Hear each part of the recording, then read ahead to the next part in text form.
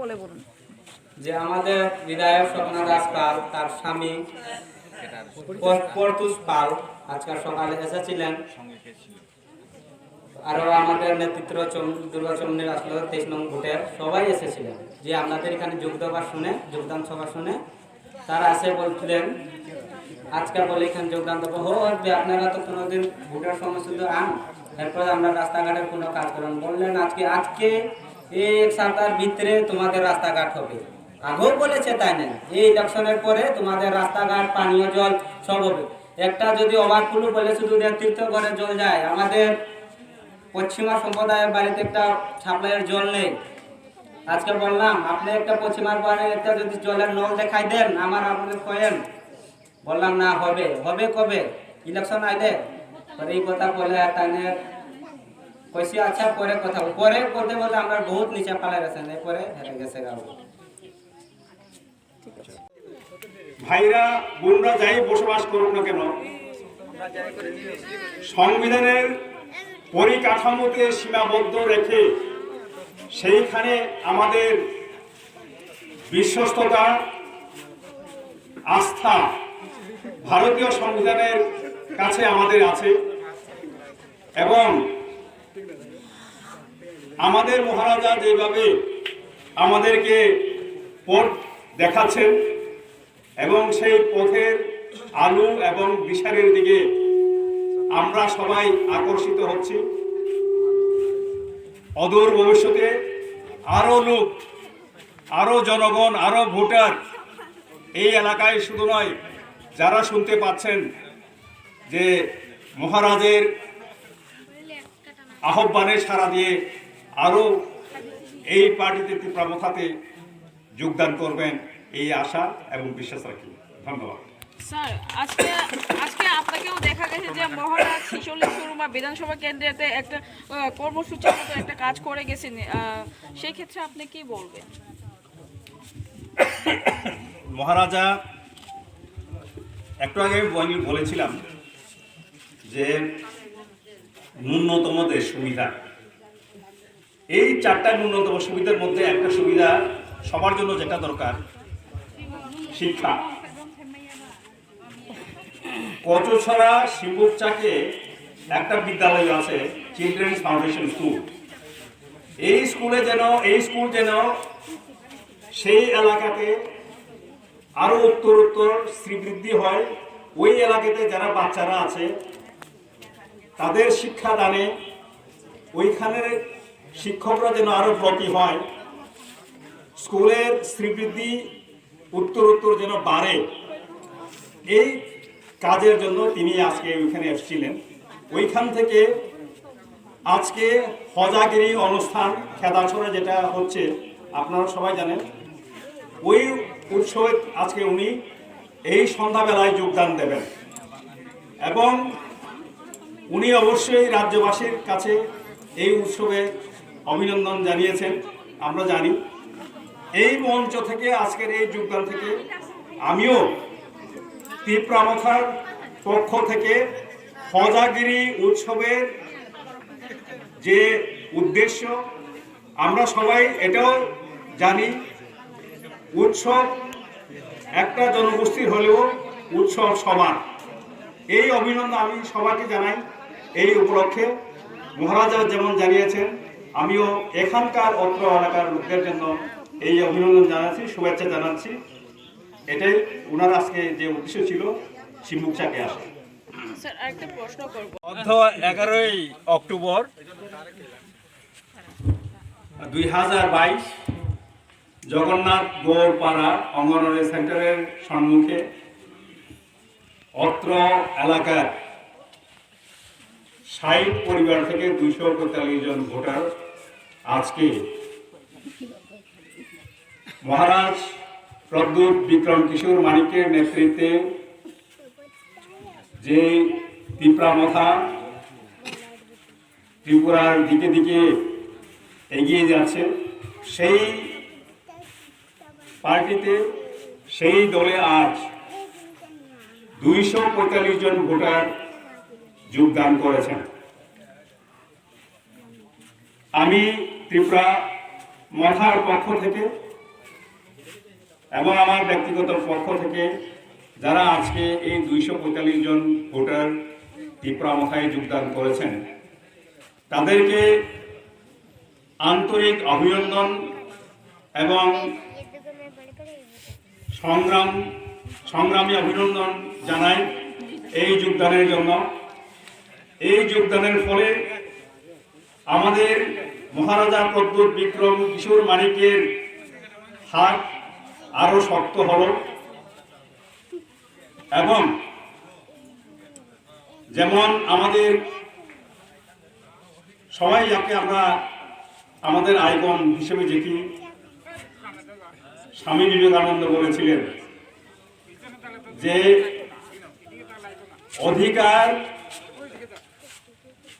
অধিকার আদায় করতে হয়। আমরা একসঙ্গে সংবিধানে প্রাপ্ত বিধিসম্মত যে অধিকার আমাদের পাওনা আছে, আমরা জানি কি কি আমাদের অধিকার। একটা অঞ্চলে বসবাস করতে গেলে যে সুবিধার দরকার, পানীয় জলের দরকার, রাস্তাঘাটের দরকার, শিক্ষা ব্যবস্থার দরকার,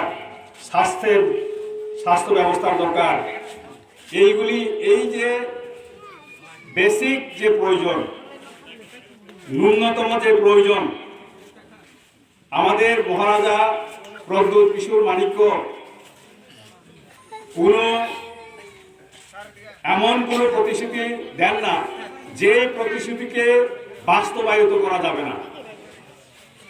তাই আমরা যে দাবি করেছি, সংবিধানে যা দাবি আছে সেই সংবিধানের দাবি এটা এসসিদের জন্যই হোক। এই এলাকাতে 23 নং বুথের প্রেসিডেন্ট বাই ইলেকশনের আগে বহু পরিশ্রম করেছিলাম, তাতে আমাদের এই এলাকার তেমন কিছু উন্নতি হয়নি।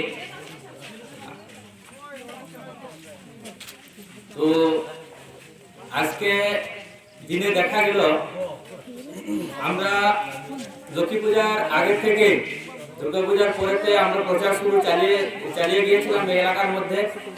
জনগণের সামনে গিয়ে ভালো আশ্বাস পেয়েছি। আশ্বাস পাওয়ার পরে এই আমাদের যোগদান সভার আয়োজন করেছি। তো যোগদান সভার আয়োজন করা হয়েছে তা শুনে এই লোকাল নেতৃত্বরা এবং এই 46-এর বিধায়কের স্বামী এসে এবং মন্ডল প্রেসিডেন্ট 46 নং বুথের যে মন্ডল প্রেসিডেন্ট সন্তোষ দাস, আরো তাদের সাথে বিভিন্ন একাধিক নেতৃত্বরা এসেছিলেন।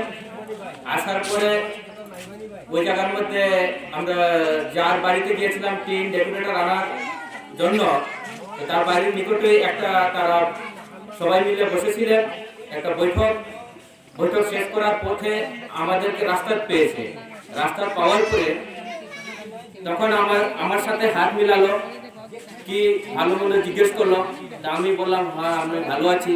এখানে কি মথার মিটিং হচ্ছে বলে আমার শোনা যাচ্ছে। আমি বলছি হ্যাঁ হচ্ছে, যোগদান হবে, এখানে 60 পরিবারের 245 ভোটার যোগদান করবে। তো বলছে ওরা আমরা তো 4 বছর হয়েছে, নতুন এসেছে, সরকার তো সবকিছু একসাথে করতে পারবে না, তো আমরা চেষ্টা করবো, তোমরা এইভাবে পদক্ষেপ নিও না, এই ধরনের কথা বললো। তখন আমি বললাম দেখেন আজকে দীর্ঘ 75 বছর হয়েছে ভারতবর্ষ স্বাধীন হয়েছে, তোর সঙ্গে আমাদের ত্রিপুরা, কিন্তু ত্রিপুরা রাজ্যের মধ্যে আমাদের যে হিন্দুস্তানি বেল্ট এরিয়া যেগুলো আছে ওইসব জায়গার মধ্যে কোনো উন্নতি হয়নি। এখনো কাঁচা রাস্তা রয়েছে, জলের কোনো সুবিধা নেই, না কারেন্টের সুবিধা নেই, না ঘর বাড়ি এখনো আগের মতনই রয়েছে।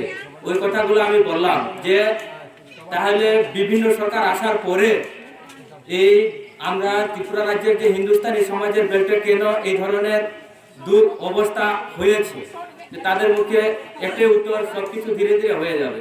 তখন আমি বললাম সবকিছু ধীরে ধীরে হলে তো আর হবে না, এটা তো আমরা আজকে মিটিং করব বলে খবর পেয়ে আজকে তোমরা এখানে জমায়েত করেছেন।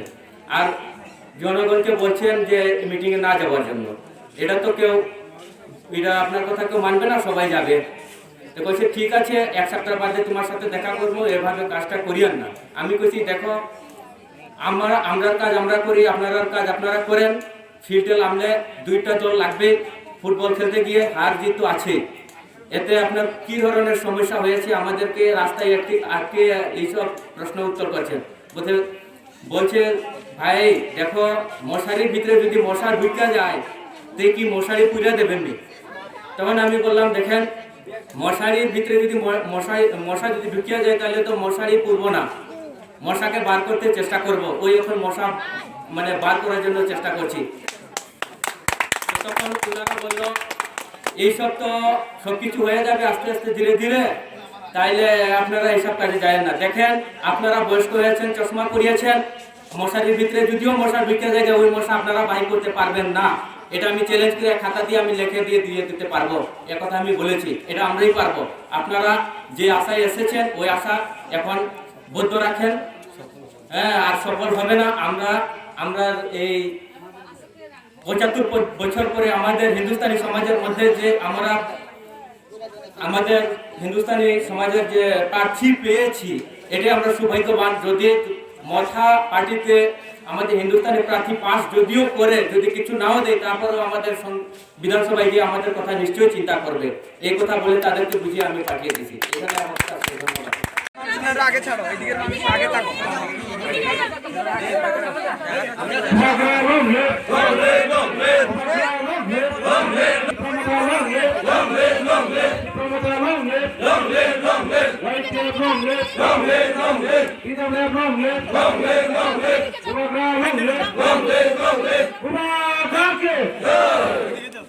তীব্রামথার নেতৃত্ব কেন হতে চান সেটা একটু বলবেন। আমরা দীর্ঘদিন ধরে বিজেপি সরকার থাকতে বহুত কষ্ট করেছি। আর যে আমাদের বিজেপির নেতৃত্ব হওয়ার পরে তারা এই ভোটের সময় আসলে সবের বাড়ি ঘরে আসে, আর এখন করে দিব রাস্তাঘাট, তোমার এখন করে দিব ভাতা, এখন করে দিব তোমার চাকরি, শুধু বলে বলে যাচ্ছে। আজকে 4.5 বছর রানিং। আজকেও সকালে আমরা এখানে যোগদান সভা করবো বলে আমরা প্রার্থী স্বপ্না দাস পালের স্বামী পদ্মুৎ কিশোর এসেছে বাড়ি, তাই নাকি পদ্মুৎ পাল, তাই নাকি বললাম স্যার আপনি এতদিন কই আসলেন? হ্যাঁ, তা কইছে আমরা তো অতদিন আসতে পারি না। ভোটের সময় কেন পারেন, এই প্রশ্ন তাই উত্তর দিতে পারেন। একটু দাঁড়ান, আবার বলবেন। স্বপ্না দাসের এমএলএ বিধায়ক স্বপ্না দাস পালের